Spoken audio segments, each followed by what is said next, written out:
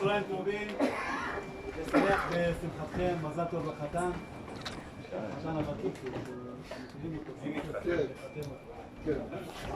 מתחתן? ברוכים הבאים, בואו תתקרבו אליי חברים, אני רוצה כבר ללכת בקבוצה. אל תדאג לו. מזל טוב. ככה, בתוך שטח אנחנו ניכנס ולהוביל תכף על ידי שוטרים לאורך מסלול, המסלול מאוד במקום. אני מבקש ששאלה במעגל הבטחה של שוטרים כל הזמן, מהכניסה ועד יציאה. זה אומר, לא סוטים מהמסלול ולא מתקנים מהקבוצה. בתוך שטח אין לבצע שום פולחן דתי והסביב חצים מובילים, שזה לא מתפעלים מקורם, לא משתתחים, משתחווים, שמע ישראל, קריאות חצות וכולי. לא עולים את השלישי לראשה. לא לעצבן את האיראנים. איזה שטויות. לא מבצעים שום פולחן, כמובן, פעילות המגנטית לא הולכים לשיר, למחוא כפיים. לגבי זמנים בתוך שטח הר הבית, אנחנו פותחים שעה בצהריים, שזה אומר, יש עוד קבוצה אחרת שרוצה לעלות.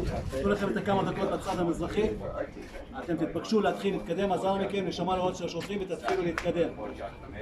לא עם תשמישי קדושה, גלים שנתיים או כל חפץ שאמור לשמש לפולחן, לא לגעת בשום דבר, כן, ציצית מוכן.